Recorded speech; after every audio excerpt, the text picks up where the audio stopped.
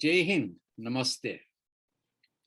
So, my name is Purushottama Bilimoria. I'm a scholar of Indian philosophy, but also Gandhiji's thought, Tagore's ideas on education, philosophies of liberalism, and also I work in the area of postmodern philosophy and post-colonialism. So in light of that interest, the talk that I will be giving today is in three parts. So I hope you will bear with me and find it of some interest. The first part is going to be on Gandhi between Lyotard, Habermas, and Tagore, educating for, against, with modernity, arts, and technoculture. Okay. The second part is going to be on Gandhi's idea of basic education in the context of colonial education. And then the third part is going to be on nonviolence and human development. And then we go back again to basic education to see how basic education is related to ahimsa and human development. So this is really the terrain that I'm following. So basically the ideas that are developed in Gandhiji's thought, the critiques thereof, and some more modern development. Should we have some time, I might go into Gandhi's ideas of economics as well, but let's see how we go. All right, let's see.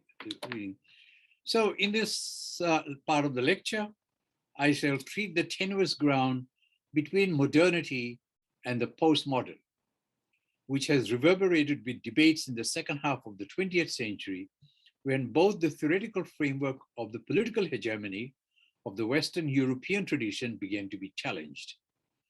This is achieved basically through an analysis of three issues of comparative concerns between three, as it were, avatars of after modernity engaged in this critical debate. Gandhiji in South Africa and India, Lyotard in France, and Habermas of the Frankfurt School in Germany. And secondly, the role of the intellectual in the critique of the project of modernity's universality. Third, via the intellectual and intelligentsia, the pragmatics of deconditioning the roots or the uses of tradition, and the sway of the Enlightenment, re-educating Rita or Dharma, morality, and finally questioning the excesses of modernity's handmade culture of technology. So that's a pretty broad range of issues that I'm looking at, but they're all sort of contextualized within a critique of modes of educating, pedagogy, and the pragmatics of science and technology as tools for development or the lack thereof development, depending on which kind of development one is talking about, human development or just technological development without any connections with human development. So these are the issues that postmodernist critical philosophers have been engaged in, which is why I bring in Francois Leotard, Jung Habermas, and a couple of other philosophers that you'll see, and indeed Tagore, very central to this discussion, whose experiments with education were as extensive, if not more so, than Mahatma Gandhi's. All right, here we begin. The imperative of this comparison suggestively emerges by dint of the recurrence of the trope avatar in Lyotard's writings, actually, in a work called Libidinal Economy, and in the commentaries thereof. A curious reversal, it would seem, of the Judeo-Christian messianic incarnation. And again, in the encounter of his works on the postmodern. One finds a resonance here with Gandhiji's philosophy of education, which is interspersed rather with his comments on the avatar model presented by Krishna in the Bhagavad Gita. It is also echoed in Gandhiji's identification with the messianic projections of the avataric epiphany that earned him the title of Mahatma. The question arises as to what it would be like to interlope these didactic reflections with Habermas's voluminous tomes on modernity's interest in ethics. Since Lyotard directly confronts Habermas' critique of modernity, and within this treatment, the latter's suggestive ideas of education, it behoves me to ponder where exactly would or does Gandhi's modernity fit in.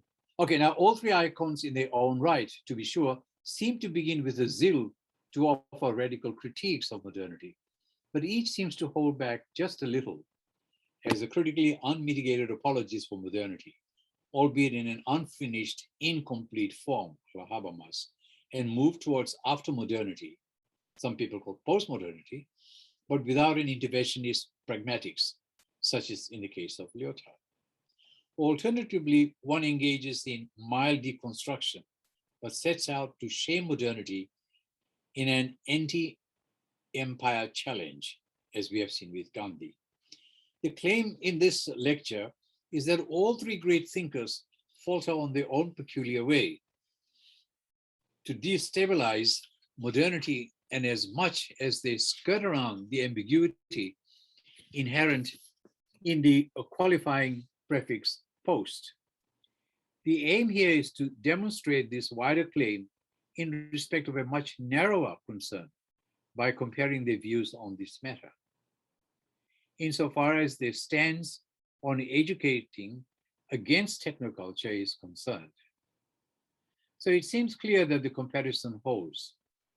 The three different strains here in respect of the différent, which means difference in French, hones in on a somewhat similar target.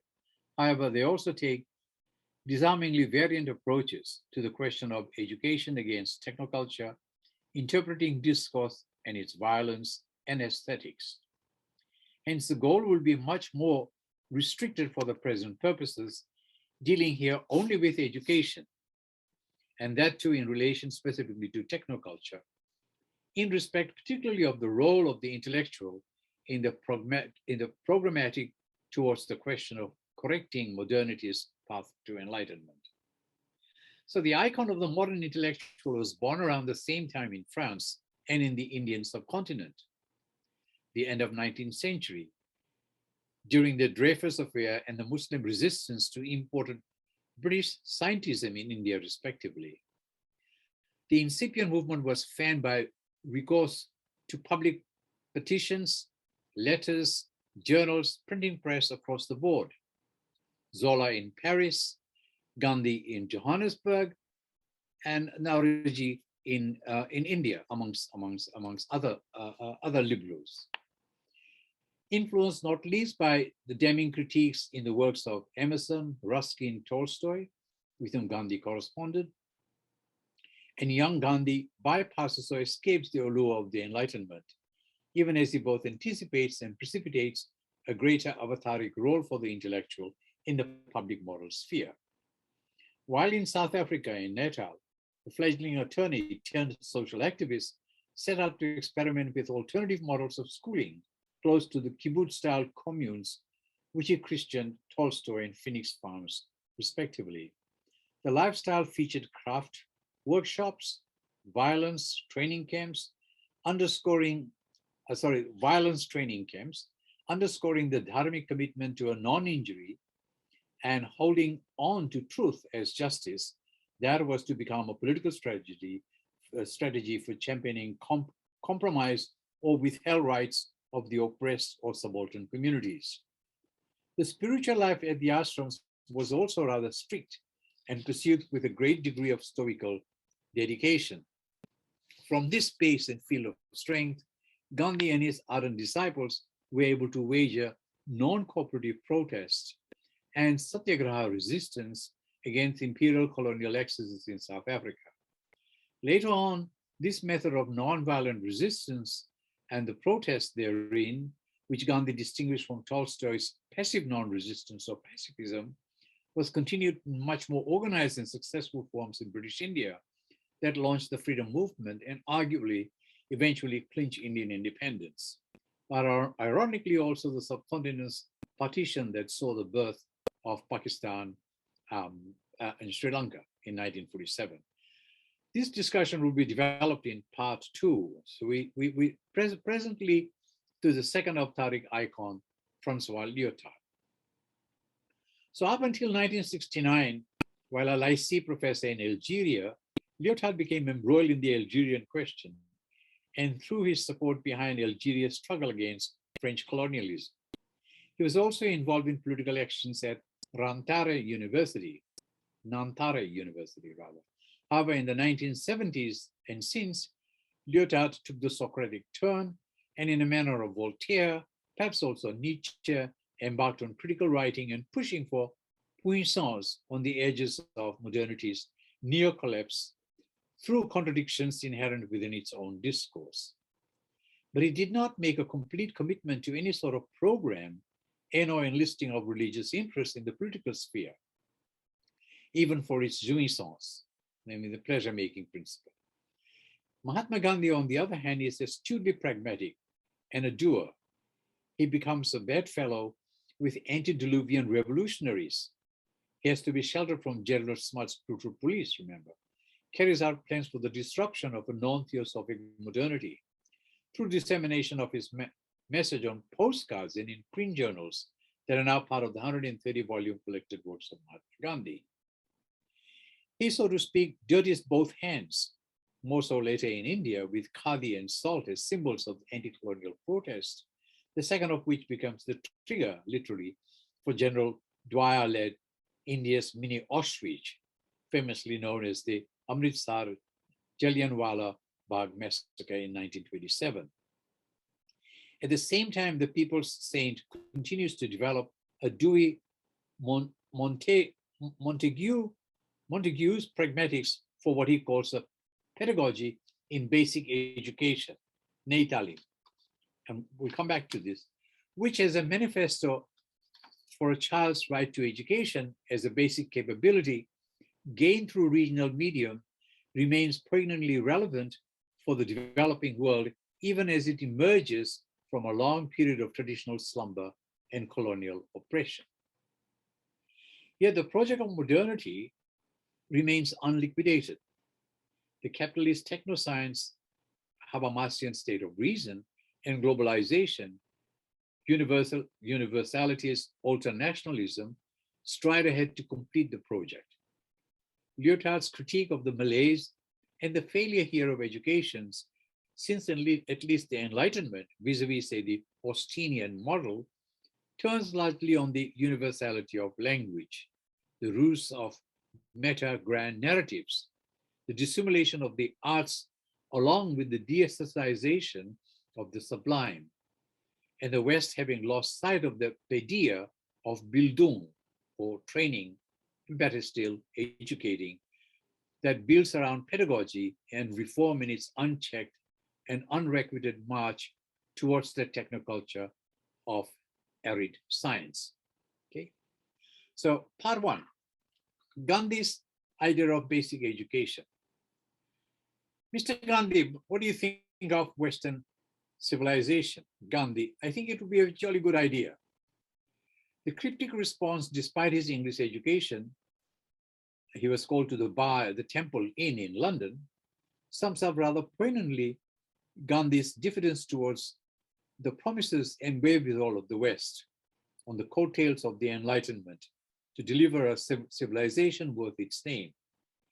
Echoing here not a very different caution that Heidegger prosaically reminded the East of against the grain of Husserl's description, rather prescription of the inevitable Europeanization of the world.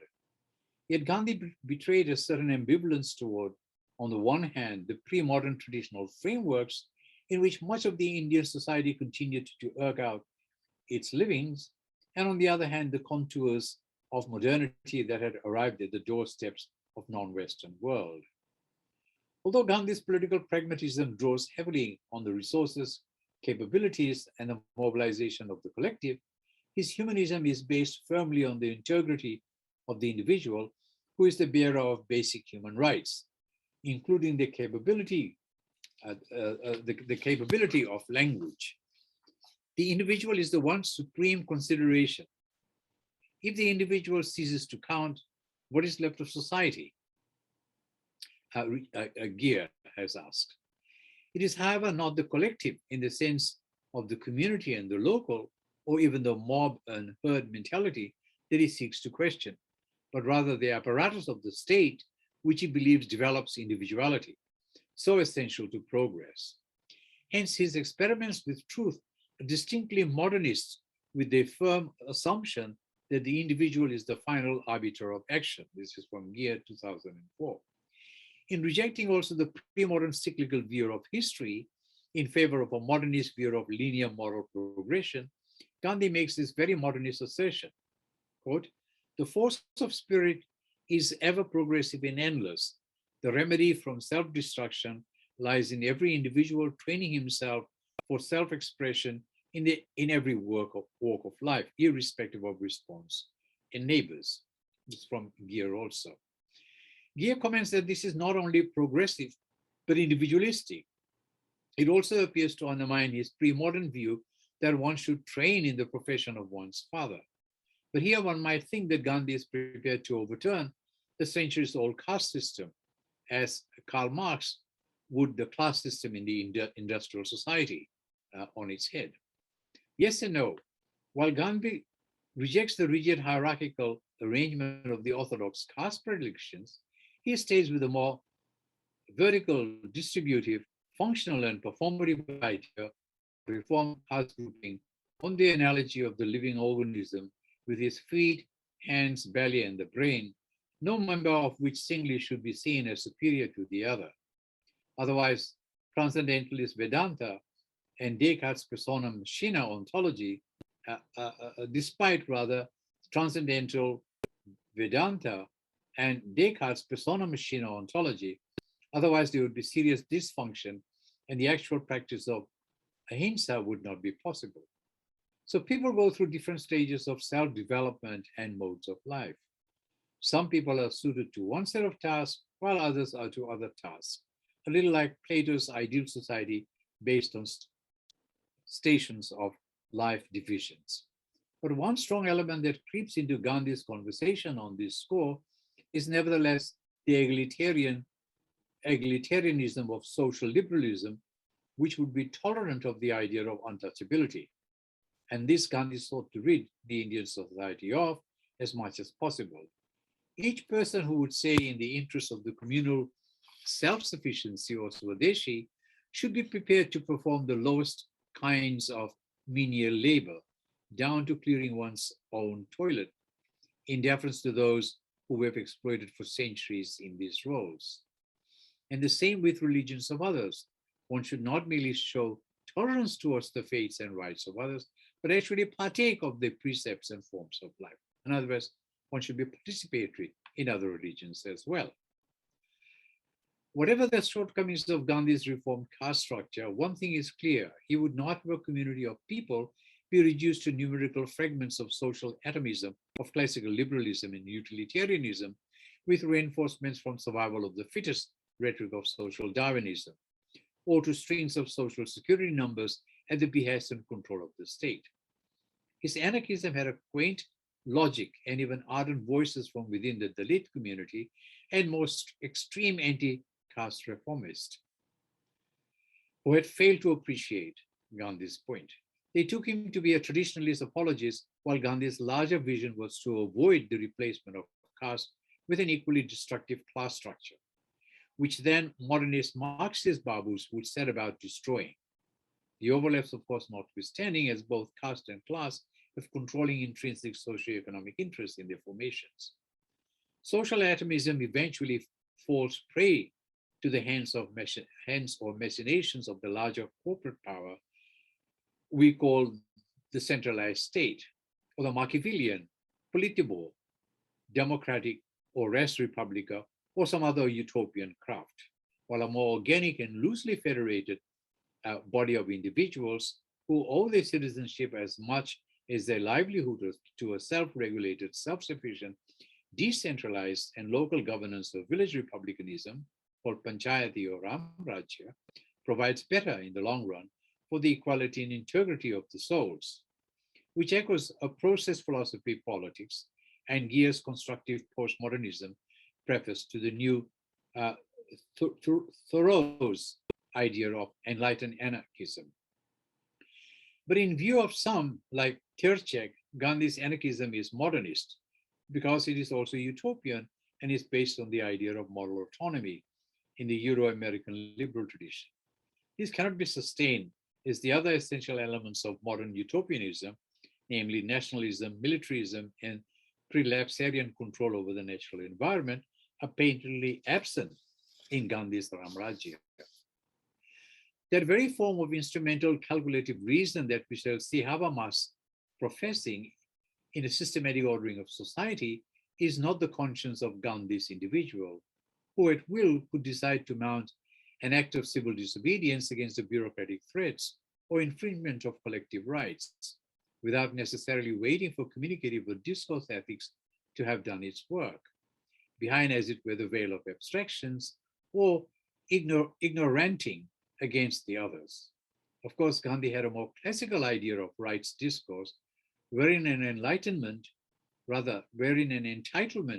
in the possession of birthright to one individual was not to be eroded or threatened by another individual, much less by the state. Further, every right entailed a duty on the part of another or some agency to respond to that right. Thus, if a child is deemed to have a right to language as a medium of communication and instructions, then the parents and the state have the duty to provide the wherewithal for the realization of the basic capability. And by collective rights, we mean the entitlements such as that of self-sovereignty of a group or the entitlement of a traditional tribe to its belongingness to the land, or of a nation's right not to be threatened or attacked by its neighboring nation.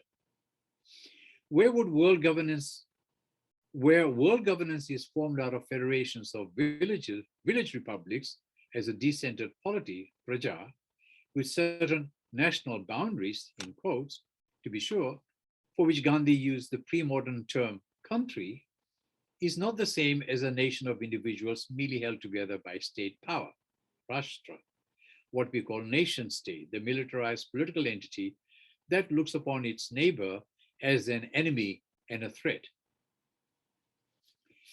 Entry Parel cited in Richard Gere, Nicholas Gere, 2004.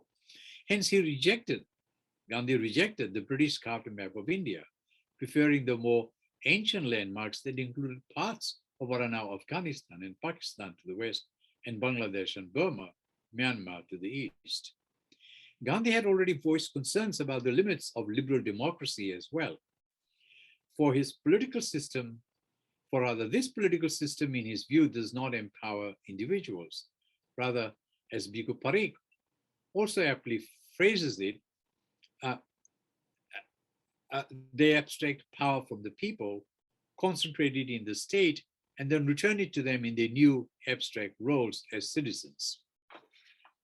Where Satyagraha and Swadeshi, that Gandhi outlined in his little book on Hind Swaraj as he sailed from London to South Africa, empower the individual, read Manushya, human subjects, to work non-violently for the good and the common good, as if oneself was the person of the other. This is what Gandhi expected of human person. Socrates, Tolstoy, Ruskin, Thoreau were not out to destroy or reduce Western civilization to the rubbles, but they were there to heal it and regain the lost moral ground. Likewise, Gandhi, says Gere. But these presentiments echoed welcome synchronicities in the Vaishnava years of Gandhi, who was not brought up in the orthodox priestly temples of orthodox Vedic ritualism, or even the non-dualist Vedantic metaphysics, such as Nyayalogy. This is influence of Jainism is far greater on him, at least in his formative days, than was of Hinduism. And also the influence of Christianity. So he valued ideals of Hindu dharma, karma, as we saw, a muted caste arrangement, but only if these measure up to the standards of modern legal and liberal egalitarian ideals as well. So I had Rousseau in mind and Thomas Paine's 1791 classic, The Rights of Man. So he situates himself rather in a space we might call the middle politics of non-modernity. Not so much anti-modernity, nor entirely an apologist or a pre-modern or fast-forwarding the post-colonial. An education project to reflect on. On the education side, Gandhi and his contemporaries are, of course, confronting an Orientalist project in pedagogy, namely that brought in by the British system.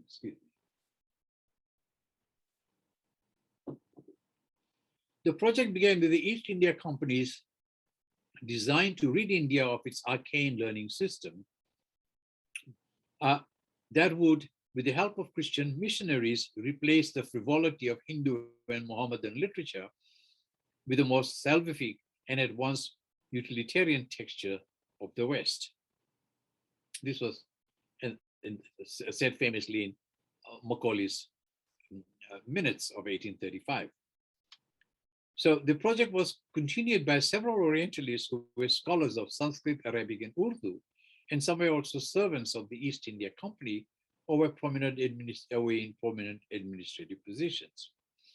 The Orientalists did not believe that the natives were capable of skills in the classical languages and texts, which were more fossils of interest to archaeologists and philologists.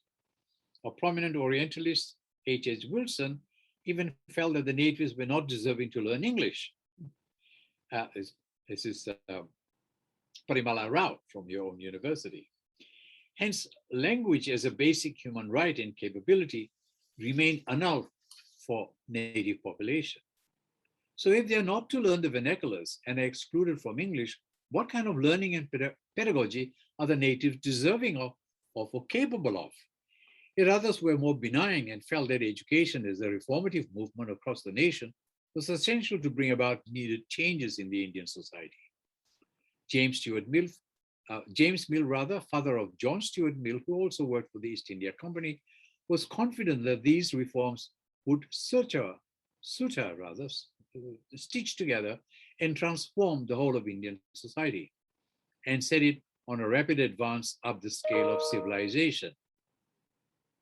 But it was the infamous Minute of Education of 1835, I mentioned a moment ago, issued by Lord Macaulay, born Thomas Babington, that had set the agenda of eroding traditional Indian learning of the hitherto guru-disciple kind of Gurukulam system, where instructions were in the language of the region and in the cultural ambience of the community, its long tradition of classical systems of thought and dharmaniti or governance, and all that might today come under the rubric of arts and law.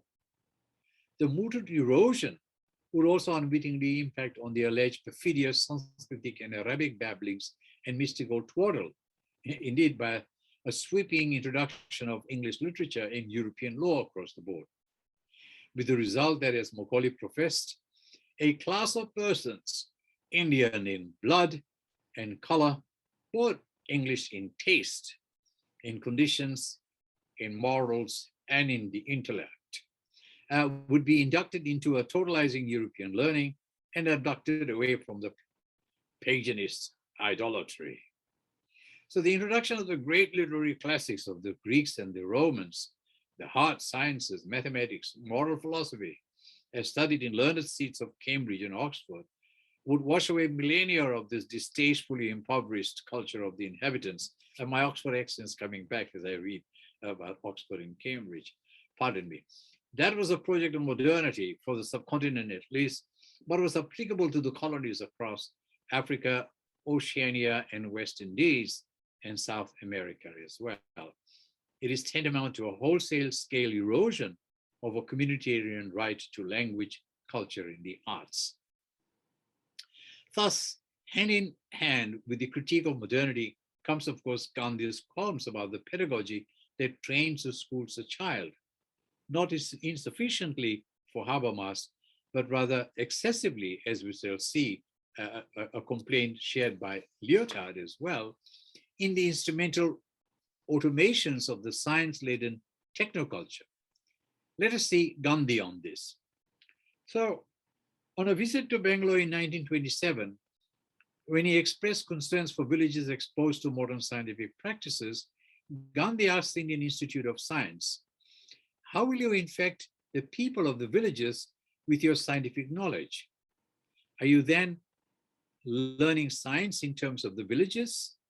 And will you be so handy and so practical that the knowledge that you derived in your college so magnificently put, and I believe so magnificently equipped, you'll be able to benefit the villages? In other words, Gandhi is basically saying, is your science going to reach the villages, and is it going to benefit the villages? Gandhi's view on science might have seemed frustratingly conservative at the turn of the 20th century, a time of simmering preoccupation with ending British dominance in the colonized world. Amid the rush for self-sufficiency, any caution to ensure rational and sympathetic integration of modernity and tradition appeared to simply entail a deceleration of the coveted outcome. While science was undoubtedly a powerful instrument of the empire, which Gyan Prakash explores in Another Reason, Science in the Imagination of Modern India, as a hybrid form intertwined with the indigenous forms of knowledge, it did not serve well as an instrument of nationalism because it underpinned a more universalist message and would eventually integrate all people into an amorphous identity at the global level in the name of liberalism and globalization. Nevertheless, there were educationists like Sir Syed Ahmad Khan and scientists like Jagdish Chandra Bose who were committed to a patriotic project of taking India to the frontiers of its own discoveries, past and present.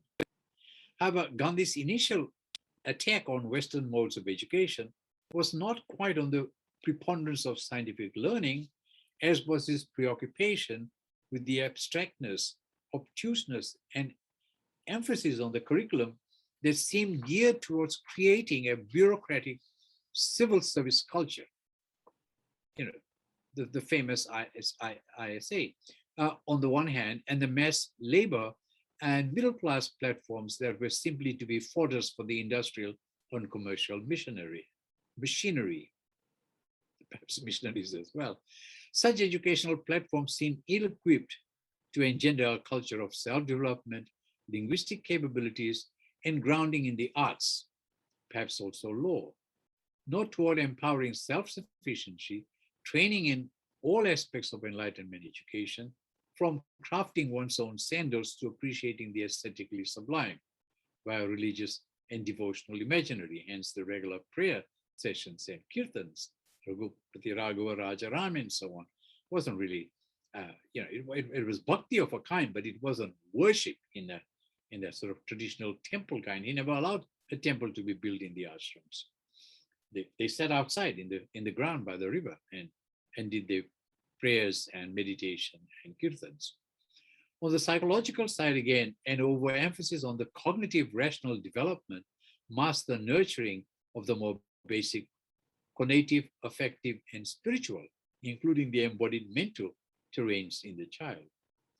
The appropriate context of such a training for him was not necessarily the classroom or the institutionalized school, but rather the ashram, a quasi-monastic communitarian arrangement where pupils from their very formative years encounter and live through the challenges of social realities and learn thereby the principles and virtues of values by which such processes are morally and soulfully handled.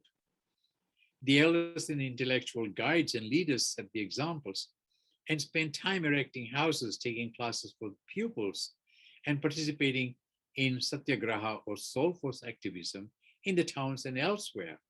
These experiments with truth, as he called them, constitute a package that we might call education as the political. That is, education as a right and an instrument or vehicle for political reform and action, even resistance, which Gandhi signposted in the communes he called Tolstoy Farm and Phoenix, respectively. So as a constructive, only just modernist,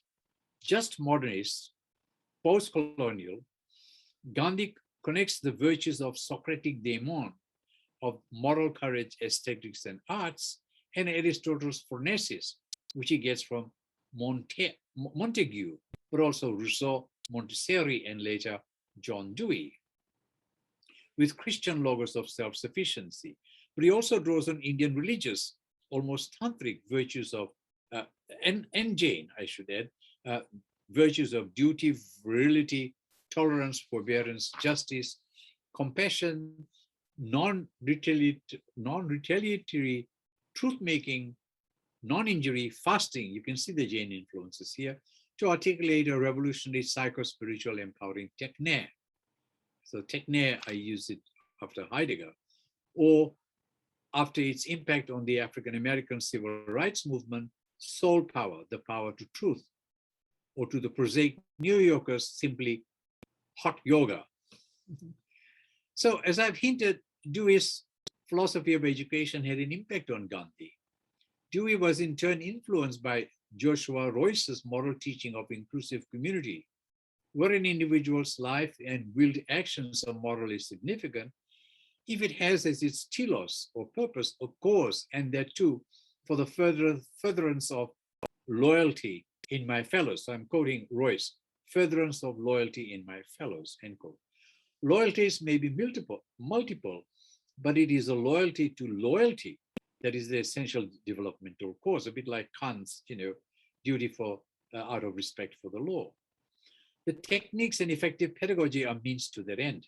Thus, this regenerative technique of casting a megalopsyche, Aristotle's great soul, is not an end in itself, but rather a means, a pramana, or effective measure for the good of all. In Sanskrit, lokasangraha, or sarvodaya, sarva udaya. One might be inclined to suggest that Gandhi here slips into the modernist trappings of utilitarianism by professing a greater good for the greater number principle. But recall that the means is not an instrumentalist, cold or virtueless, calculative expenditure of talents merely for the greater end in some objective performance by force of culture or the law, or a deposit in the vault bank. It's not a sort of consequentialist approach. Rather, like Aristotle's eudaimonia principle and the Bodhisattva's meritorious Buddha mind, the means are also moral ends in themselves. Techne to byo. And the aletheia of moral spiritual accomplishments of the person as a work of art. These constitute in sum or cumulatively the greater good of social weal. An organic vision of socialism, if you will, is the operative motive here. But others as the non-other is always, for Gandhi as it is for Rabindranath Tagore, the spiritual and aesthetic end, dharma that is, or the ethics of being, Gandhi 1945. This same sentiment is echoed in Cornelius Castoriadis' contention that education involves becoming conscious that the polis is also oneself, and that its faith also depends upon one's mind. Okay. So one's mind, yeah. One's mind, behavior, and decision. In other words, it is participation in political life. The Nobel laureate, Tagore, had a critique of Gandhi, we might note in passing, that this is a paltry academic response. For Gandhi had visions of the right to free education for all children up to the elementary level. This was before any conventions underwriting education as a fundamental right had been articulated. League of Nations didn't have that, and the United Nations Declaration of Rights came much later. Gokhale, of course, had an idea very similar to that, the right of the child to be educated.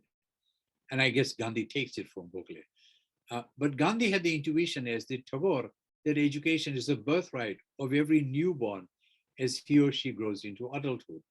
And here Gandhi does acknowledge Tagore for the immense ideological work that he does on education, the theoretical work that Tagore did.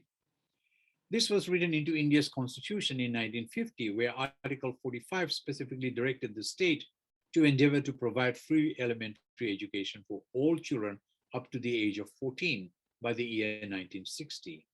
This, of course, entailed the right to study one's native language and possibly be instructed in that language also. Unfortunately, this was a non-judicial directive principle.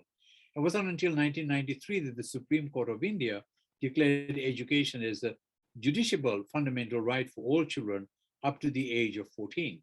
But a bill to endorse the provisions, albeit from the age 6 to 14 table in 1997, fell with the change of government of the day. But it has now been successfully passed in 2017, 2007 first, then amended in 2017, 2019. I may come back to that in a moment. The problem, of course, is as much quantitative and accessibility as it is qualitative. And that's something that's not totally been addressed even in the modern passing of the National Bill of Education of the child's right to education. So in summing up, Gandhi then, his vision of education does not begin with the 3 R's, arithmetic, reading, and writing, with an increasing slant in the modernist faith towards the sciences, or not merely with these, but rather with an integration of the body, heart, passions, the mind, and intellect in a context of training that recognizes the wholeness, not the duality of the Cartesian mind and the art, aesthetic, athletic body. The body both thinks and does. The mind only reasons, which is but one function of the psyche.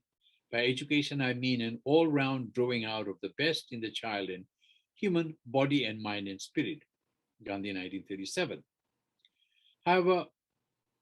However, preferred learning through doing. He preferred learning through doing, and hence emphasis on what has mistakenly been taken to be a lopsided emphasis on vocational training, for which he was questioned nevertheless with a degree of empathy by his friend Rabindranath Tagore. In what Gandhi outlined as his programmatic for basic education, and now the all-legendary All India National Education Congress, held in Wardha, 1937, had endorsed. I will come back to the outlines of basic education in a little moment. This is really just to give an overall picture of Gandhi's approach to pedagogy.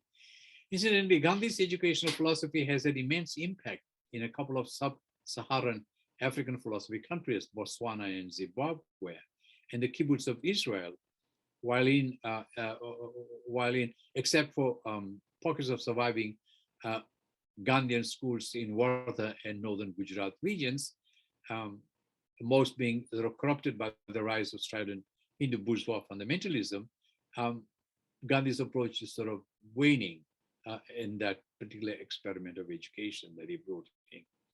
But what Gandhi is really proposing for us here in posterity is the forging of the education as the activist, intellectual, the political zone, with a foot each in tradition and modernity, but shaking, not forsaking necessarily, both to the core, and confronting them in a deconstructive dialogue, so that truth, not just language, speech, as Heidegger was thinking around the same time, would speak and indeed act in earnestness.